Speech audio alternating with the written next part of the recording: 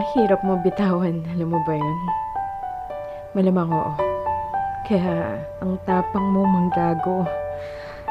Hindi ko maintindihan kung bakit pag nagbukas ka ng puso at nagtiwala sa taong minsan mong pinangarap na habang buhay makasama, ikaw pa malalagay sa gitna ng rumaragasang tubig na lulunurin ka.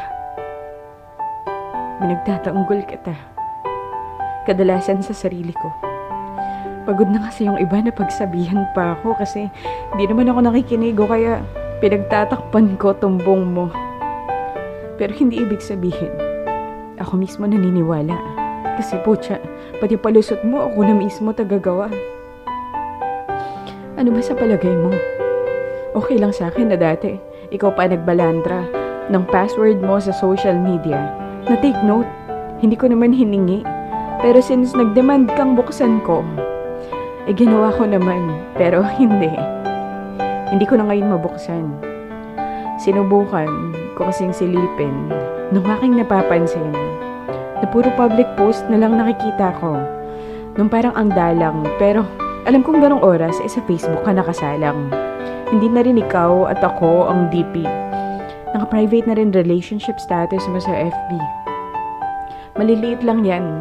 At hindi ko hiniling in the first place. Pero, ang daming maliliit na bagay na nagbabago in so many different ways. Ano bang nangyayari? Puro init ng ulo, ginaganti mo pag ako nagtatanong. Lagi mo pang kasama, yung tropa mong puro na lang gatong. Nawala ka mo yung terno nating singsing. Tropa mo lang ka mo yung nahuli kong nag-text sa'yo ng malambing. Nagpapaka-organize lang. Kaya nagsimula ka na magbura.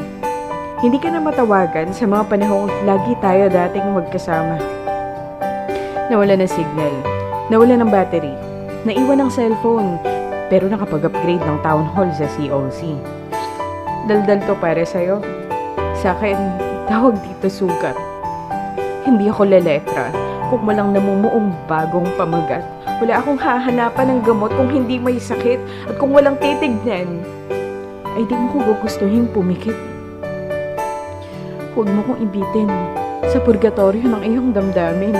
Sa pagtanaw mo sa langit, impyerno ang bagsak sa akin. Kung hindi mo na ako mahal, sabihin mo na ngayon. Hindi yung igigilid mo ko pansamantala habang tinitimbang mo ang desisyon. Hindi na dapat tinitimbang pag nasa punto ka ng pag-iisip. Utak na lang gumagana pero sabi ng puso, sa halip na ako, siya na lang. O sa halip na tayo, ay tig-isa na ang bilang. Ang hirap mong bitawan. Pero ayokong piliin mo ko. Bakit pa? Una pa lang dapat wala na akong kompetensya. Sarili mo na nga lang yan hindi mo pa ako naipagtanggol. Sarili mong hakbang. Bakit pa ako hahabol?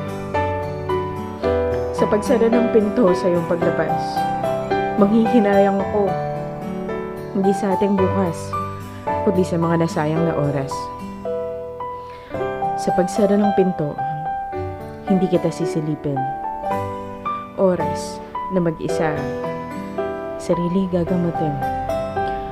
Oras na mag-isa, sarili lilibangin. Oras na umalis ka, pagsapit ng 12:00 ng umaga. Oras kunong umahon sa rumaragasang alon. Dahil ang oras ko sa'yo ay hanggang doon na lang sa kahapon.